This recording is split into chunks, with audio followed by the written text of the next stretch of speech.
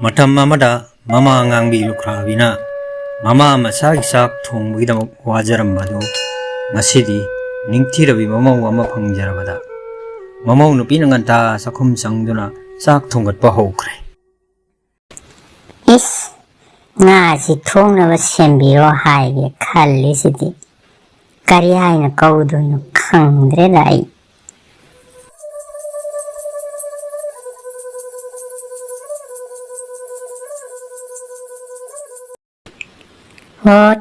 tabiribro nga si thongnaba amukta sembiraro haima tabidra jala Gorgo di nongalakpa amam mangan sinarpa matamdagi nganta yahoraga haksang sajel oina koichat chalurabagi tungda yumgi maning saksanggi maning thonglomda laktuna thonggi aho makhul amada thajman bibulo na yengjarami masagi ahan masaktam moiriba athiba saktam asimakna mawi kai thiba nupa mo helle magi nupi makpu mayokna na phaminna duna puning pene yengyo phawba ngamandre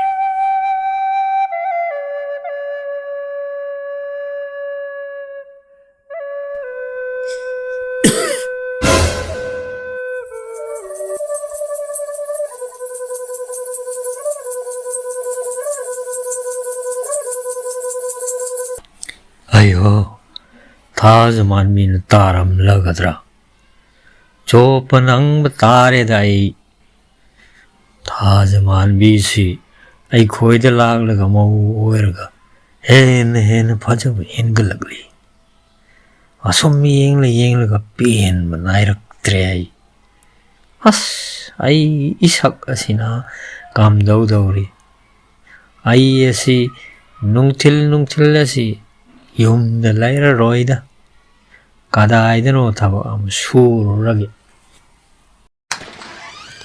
himai pema ikhang mukhangida karino himagi sana nangna maning thong marum masida namahai namit khumlindana tamna layum layamliwa sibo mauna sakhum sangdana sak thagat kre nga si thongna naba sembiro haibasibu nangmu tadabro hiya sumang mangonda lemna karino imungi tauba yaba thabak taudana laiba yadrabro nangbo saigang saya maning mahada koiro lo libadubu kari layo narabno ninangbo as tu min laibiro iman kari sukhang bonate ikaiban sire lohong bagini haidana sam kara haudu set nan kok thok pire ai di pura gorgo hangoy aibu oire ni pale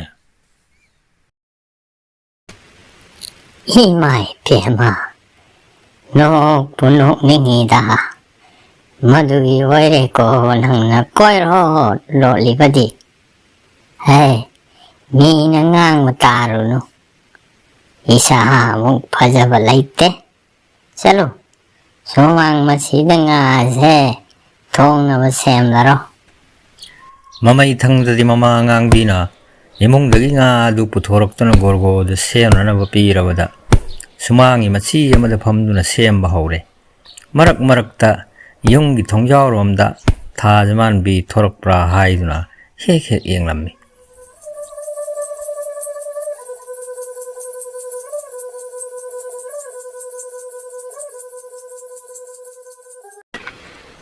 haima nga semba haibidrabro sukuin semju karino aingonda ka sauri dalo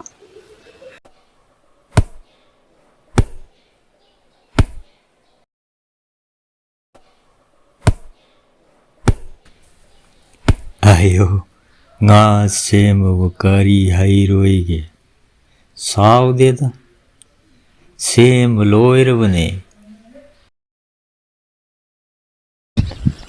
sem loirade pusimbiraklo numitse ayo hre thongnaba tawrase ima se sak lamani raiba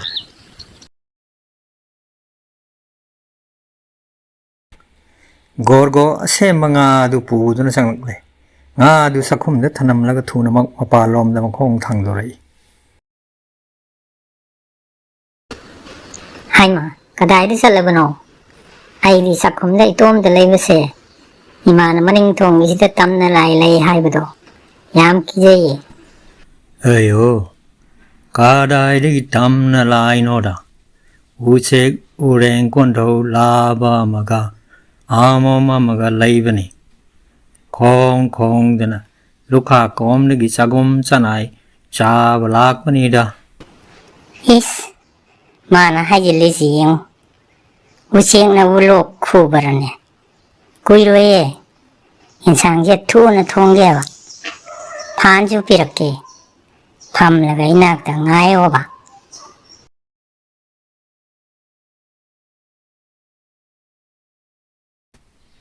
Ai ngamla roida. Ima bungai hallo. Iruja basu loirak lani.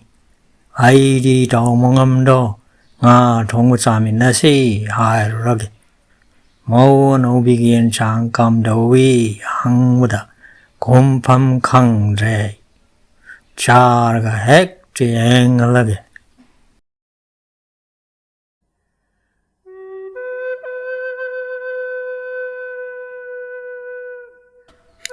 Asumna Gorgo magi sana bamarup mongong yum di satkirami.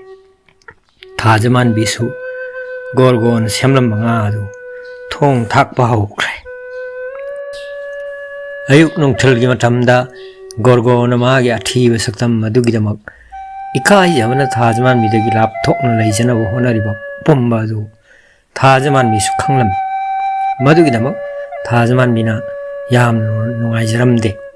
Matam kudingda Gorgogi masabu hantana kanjaba wakhaladudagi taidoknaba mana hotnajarami.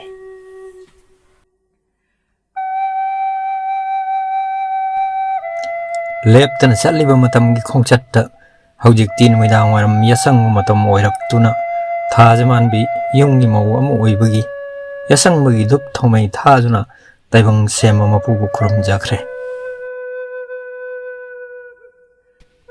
Mahu sagum namit mayum hek sangkibadagi pinna kuppada Gorgogi saktam hongkre mahaki phajarba saktam madu onthokre tajaman bi ahan madadi yam namak hainaramde taseng namak tongan mihoi ani ga loina magumlami adubu mamai thangdadi masu sadaran oidraba mong asida adumak hainarakle.